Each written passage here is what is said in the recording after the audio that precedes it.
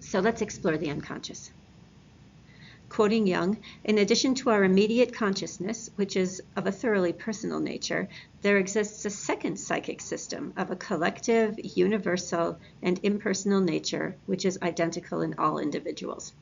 In other words, we're all floating in the same ocean, and the ocean is influencing all of us. So the collective unconscious has two key dimensions. First, it has physical aspects, like your shared environment in the physical world, the neighborhood, your era, the time you were born in, your cohort, and even biological factors.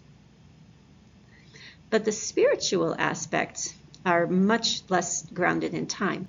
Quoting Jung again, the spiritual aspects are the part of the unconscious mind that is derived from ancestral memory and experience and is common to all humankind, as distinct from the individual's unconscious. So the spiritual aspects, ancestral memory, this makes me think of maybe the term I've heard, the holy ones in the Navajo tradition. He talks about persona and shadow. We'll get to it. He talks about archetypes, anima and animus, and synchronicity. So in the collective unconscious then, so that ocean that we're floating in, there exist archetypes. And he defines archetypes as symbolic images that we just understand unconsciously. A mother archetype is a really common one. And we find out about these through research that looks at traditions in many different cultures, like what are the common characters in the myths in many different cultures. And we do find some common characters, like the mother figure is often portrayed as good, soft, protective, and this permeates myths across cultures. The trickster image, dangerous, laughing, I don't know if that would be like Coyote in the Navajo tradition. The hero image, our myths across cultures have a hero who saves everyone. And so then in our lives, we may seem to embody a particular archetype, or these archetypes might influence us differently at different times. We take on different roles in our world. So these archetypes manifest in individuals. It could be an archetype manifesting in a particular way in a particular individual consistently, or we could step in and out of different archetypal influences. So persona and shadow. So persona is the mask that we wear when we're out in public. And we all know that even if we're trying to be really genuine, our mind is constantly thinking thoughts, our emotions are constantly giving us messages, our body is giving us messages, and these are happening all the time. And so even if we're trying to be really genuine, we can't reveal everything that's in us. It's not even possible. All right, so the persona is the one who's adapted to the world, the mask that we put on. All right. How do we decide what mask to wear? Well, Jung would say it's shaped by how other people react to us. So if other people react to us, they seem to want from us a certain persona, that's what we put on, and we develop it over time, and it becomes like when we look in the mirror, we begin to think, oh, that's me. But Jung would say, no, that's just maybe the mask you're wearing, when you prepare yourself to face the world. So other people might see it. We might say it's analogous to Freud's superego. So we become so integrated with the morals of society, we present ourselves in ways that are socially acceptable and adaptive in the culture in which we live.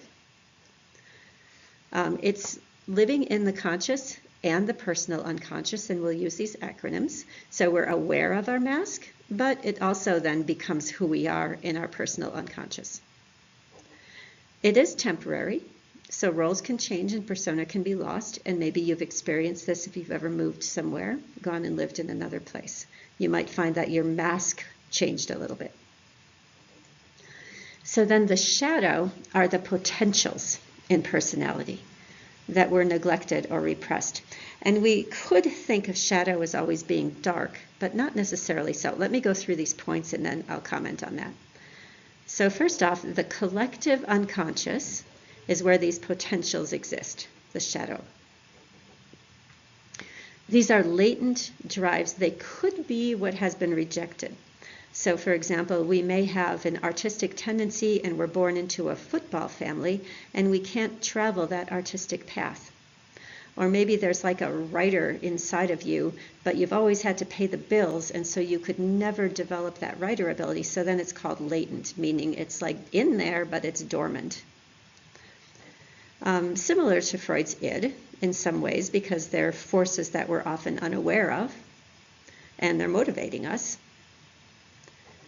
And so the collective unconscious creates the potential for the shadow, and the personal unconscious determines what that shadow is going to be. So it's interesting that he puts the potentials that are inside each of us as individuals within the collective unconscious. And then what manifests is in the personal unconscious. So it's kind of interesting to think about this idea. It'll be fun to talk about this in class.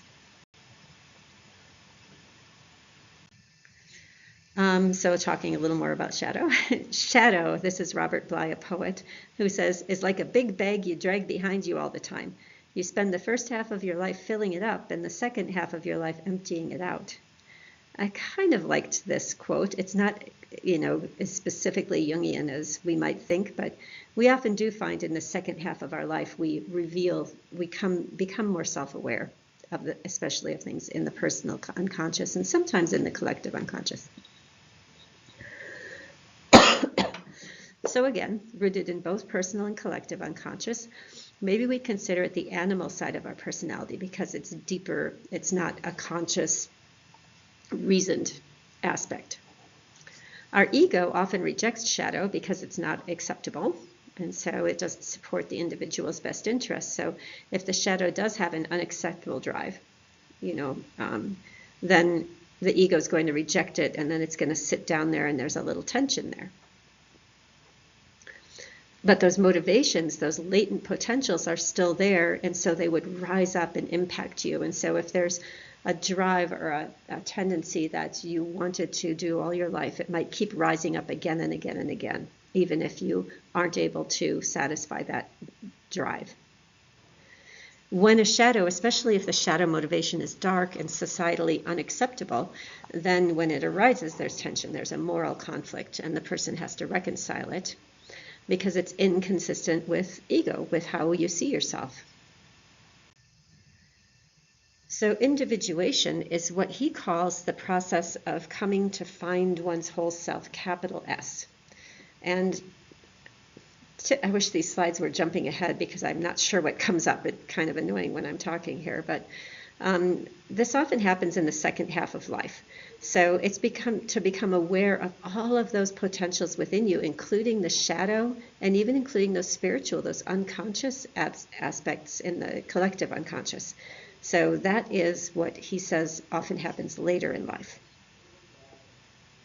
And that if a person is going to grow, they have to become conscious of their shadow motivations and of those other drives in the personal unconscious and collective unconscious. Otherwise, you're always going to be dealing with things weakly. You also have to reconcile that if you have a drive that's morally unacceptable, you have to find a way to reconcile the tension that creates. And so with that said, I mentioned that this is what Jung said happened in the second half of life, and indeed that's true. He preferred not to take any clients for therapy until they were in middle age.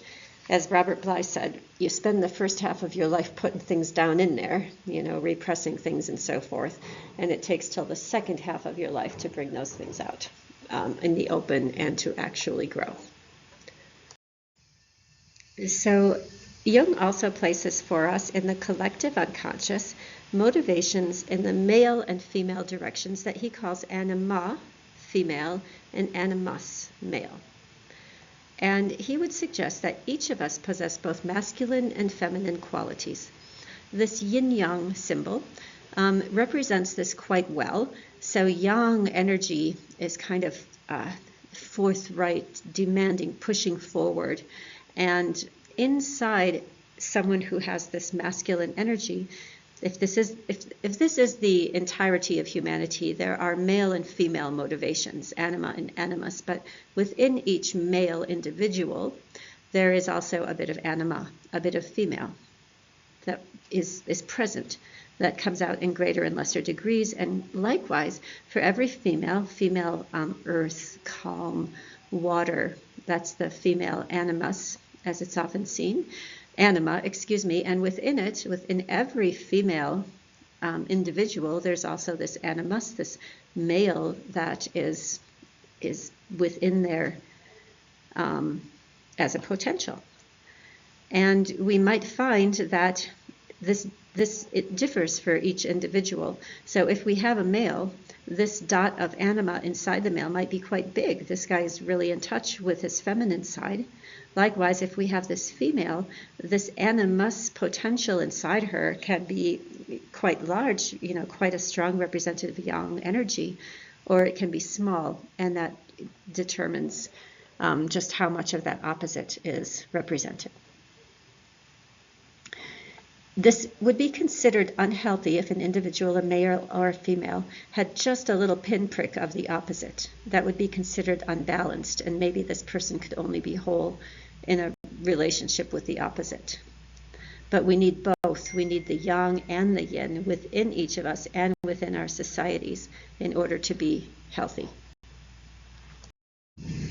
So the anima and animus is born out in some ways in the undeveloped embryo, human embryo, which you may or may not know, even if it's XX in the genotype or XY in the genotype, still the gonads, that is the future reproductive organs, have potential to be either migrate downward and become testes, migrate upward and become ovaries. Both potentials for male and female exist for the first 8 weeks of human life. And so then he's talking more about personality, but we can think of these influences being, we can have physical evidence for what he's suggesting. So a little bit more, anima and animus. We both have male and female potentials, and the way it's defined in this world and in East Asian philosophy, which influenced Jung, is that the feminine, the anima, you can see the word ma at the end of it representing feminine as a way to help you remember, everything vulnerable and pregnable. So anything that can be infused. And masculine is invulnerable, can't be broken into. So both of these needed, and we can find the balance of feminine and masculine within ourselves or a complement in another person. I don't mean this is complement as in two factors that balance each other. And we do have support in research. Androgynous men and women are more successful, actually, and by androgynous we mean they have both masculine and feminine qualities. And males and females both possess the opposite hormones. Both males and females possess estrogens and androgens in different levels. In childhood, estrogens and androgens are not too far apart in males and females, but during the reproductive years, females have way more estrogens and males have far more androgens. But when people get older, once again, within individuals, estrogens and androgens become a little bit more balanced. Now, synchronicity is an interesting concept that Jung offers us. We'll talk about this more in class. He's talking about things that occur at the same time that can't be causally, we can't, at least in the physical world, detect a linkage. This is like a paranormal psychology, and he got it from waking up from sleep with a pain in his head only to discover that his patient had been shot in the head. And he saw that as like him somehow psychically being aware of what his patient had experienced. And that's the kind of thing that we talk about with synchronicity. Another example from his life is he had just made up a story, and then a little while later he found out that a man he had just met, that was actually something that had happened to him, but the man had never told him that. So once again, a telepathic experience. So it's not meaningless coincidences, but a product of what he would call synchronicity, things happening at the same time in different places, maybe through that collective unconscious. So synchronicity, experiences that are logically coincidental. So someone could say, just a coincidence. But to the person experiencing it, they have a sense of meaning. And this word a causality, there's not a definable, it's without, prefix a meaning without discernible causality. Something like this we could think about. Your car breaks down and that leads you to miss a flight, and then that flight crashes and you think, wow, I was saved. Or we've all had the experience of thinking about somebody and then they call you. This seems to be a really common synchronous experience. So in your next journal, you might consider writing about shadow and persona and see what you think. What shadow aspects are underneath? What mask do you wear?